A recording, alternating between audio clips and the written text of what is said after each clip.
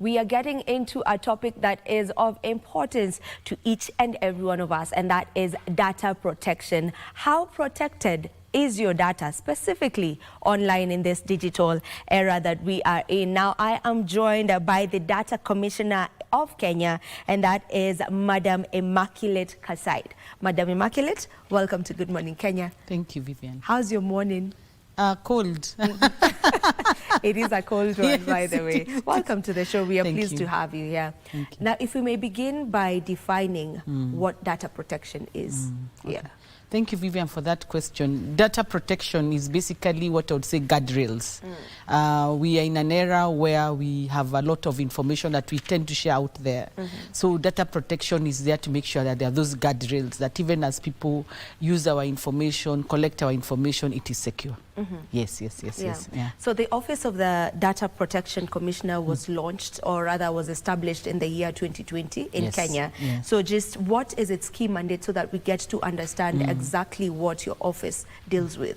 Our key mandate is actually to safeguard the rights of the data subjects. And under the Constitution of Kenya and under the Article 31, there is a right to privacy, where any information to do with you and your family is not supposed to be shared, basically. So when the Data Protection Act was established in 2019, the idea was to make sure that it gives life to the right to privacy.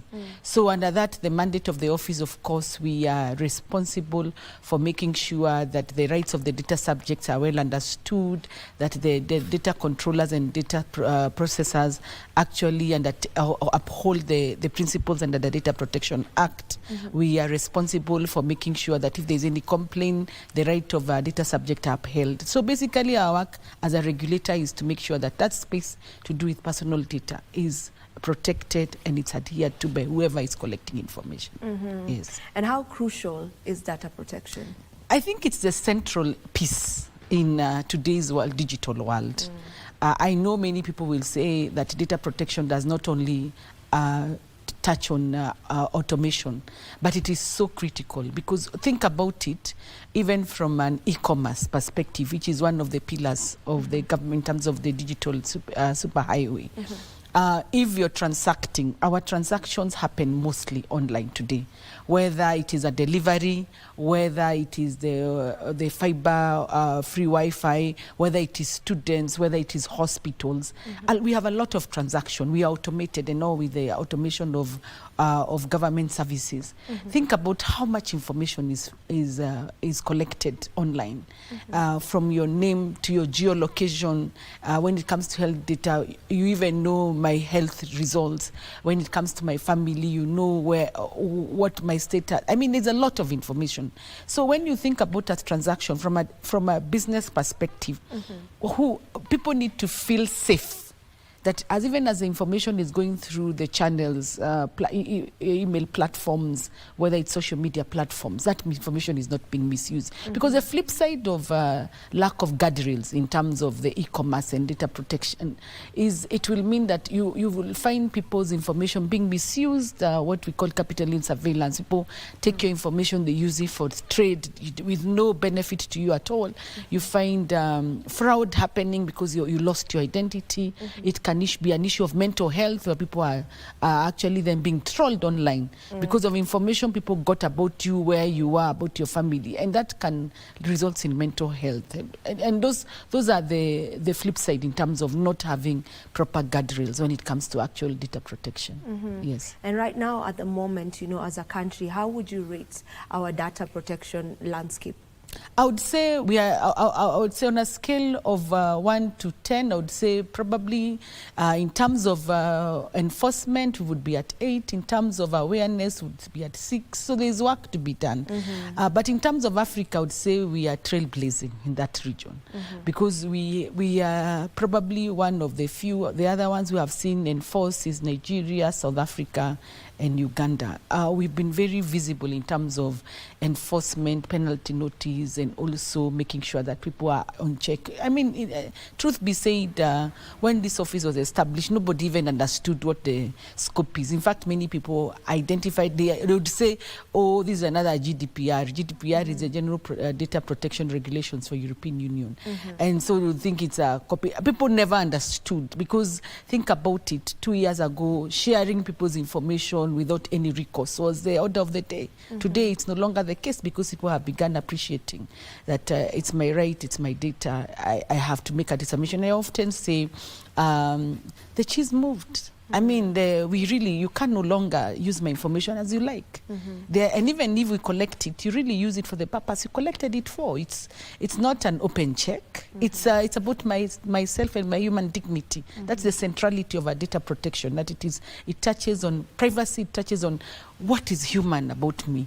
Because if I didn't own myself, my name, where I live, my health status, then that takes away who I am as a human being.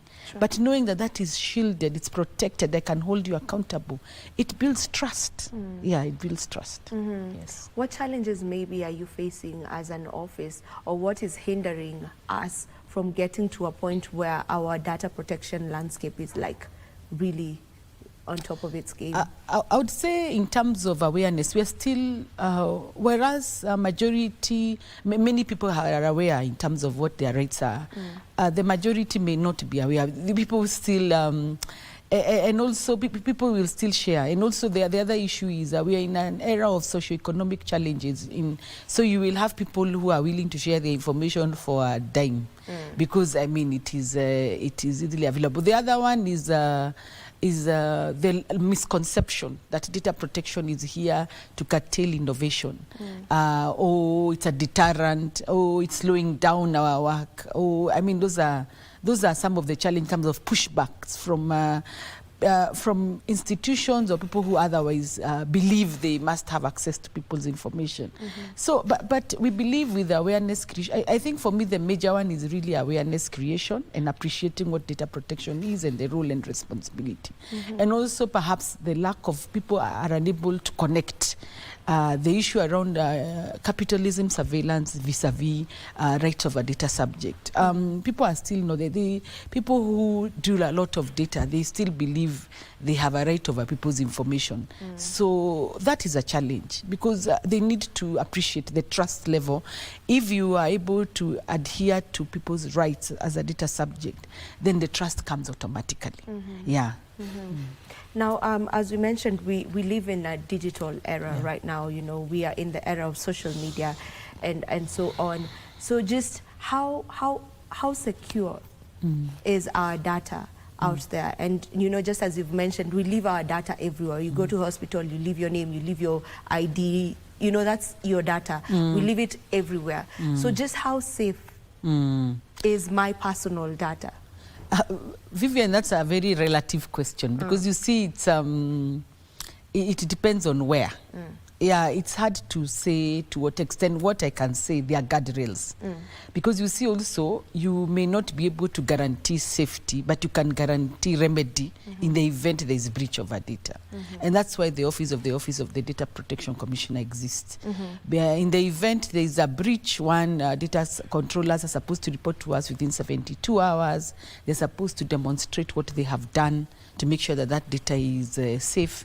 In the event of a breach, a data subject has a right to come and complain to us. They can complain on our website. They can present a complaint. Within 90 days, we're supposed to have completed investigation and given a remedy, whether it is what we call an enforcement notice, where we tell you within the next 30 days, make sure you have put these guardrails in place in as far as you're concerned. And failure to do which we then move to the penalty notice. So for me, I would look at it, are there safeguards to guarantee the security of my data, and are there opportunities for me to complain? And I often say that the Office of the Data Commissioner has been given almost like a scissors wife role. I mean, it's really our responsibility to build trust. Because when you think back, part of the reason why this office was established is because people were feeling, how can the state take my data? How can we trust? And with the establishment of this office, we are here to give that assurance to the members of the public that in case you have any complaint or your data you feel is not safe or it has been misused in a way that you did not agree to or outside what is called lawful purpose, then come to us. Yes. Yeah. I would want to know, and I'm sure many people out there would also love to know, how maybe if and how you're working with the different social media platforms that we have. You know, we have the Facebooks, we have the Tweet X nowadays, we have Instagram, all these social media platforms where our data is openly there. You know, maybe is there a way you're working with such platforms to ensure protection and, you know, security? I would say not like on a campaign. No, we are not on any direct campaign. However, some of those social media have made efforts in terms of enhancing their privacy notice.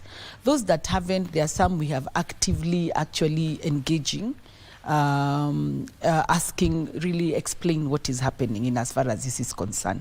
Those are active engagements because we are keen, and especially in pages where there are complaints about lack of age verification.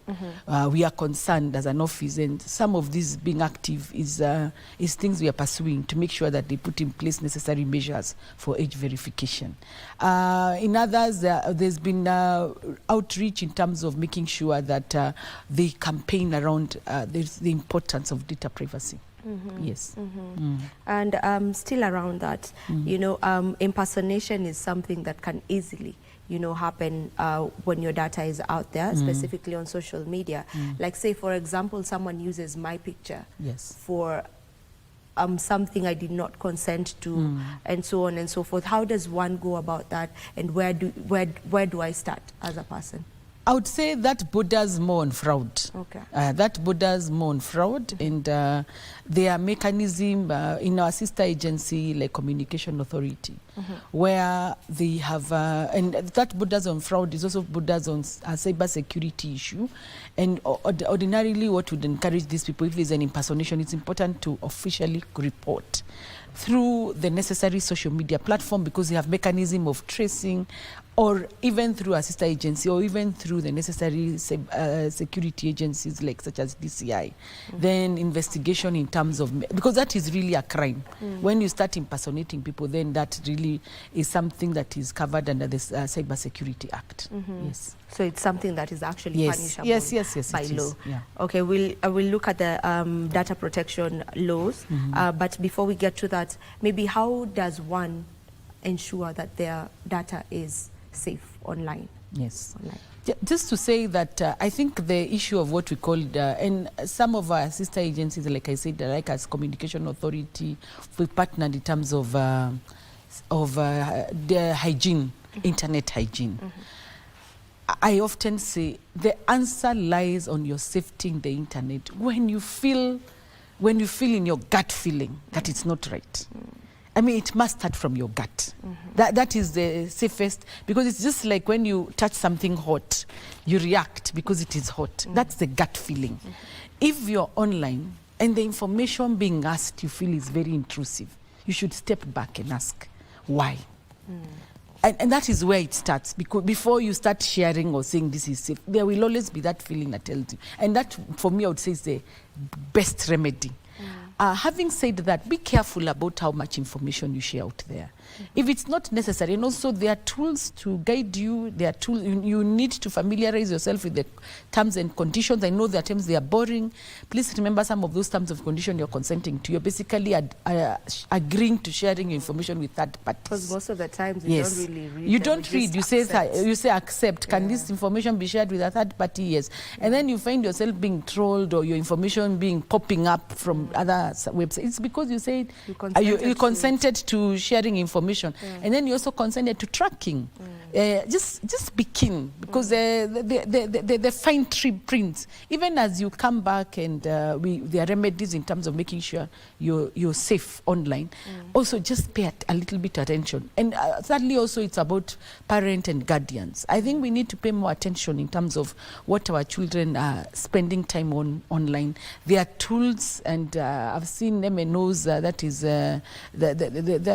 the telecommunication companies, actually also keen to make sure you're blocking sites that your children should not be in, and also tracking what they are doing, and also how much time they're spending online. It's difficult in this era where we have what we call the ICT natives. They were born in the era gadgets, but I think parenting has moved. It's no longer about what they are doing outside the house. It's about what they are doing with the gadgets. I think we need to pay more. And at times, it's a lack of information.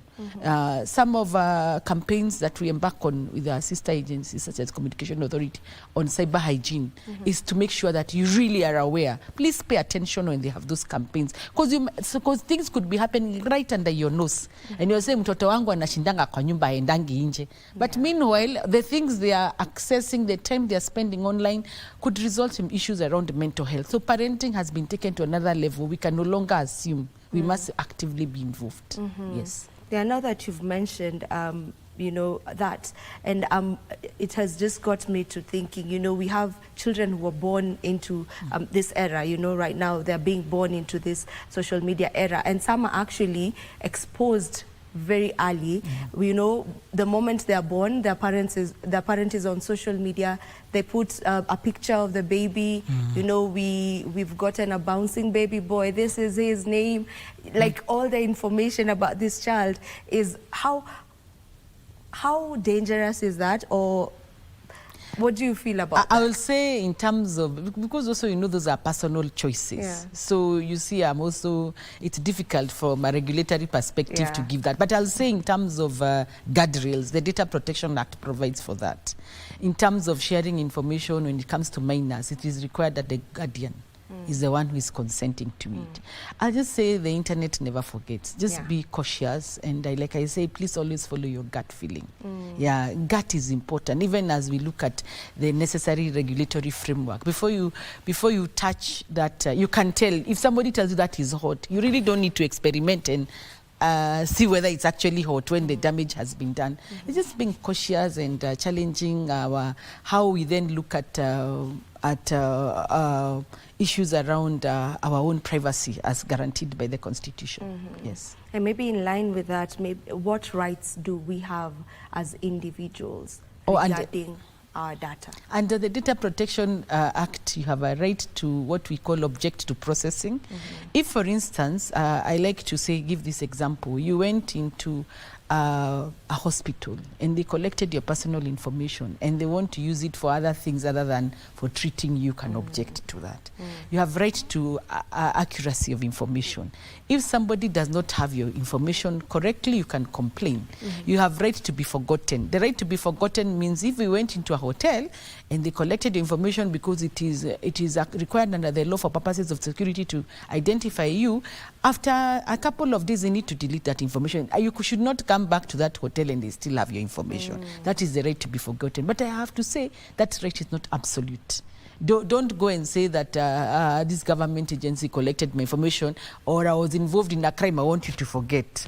No, it's not absolute, but you have a right to actually be forgotten. The other right is a right to access to information. You have a right to know what information of yours is being collected and what is being used for.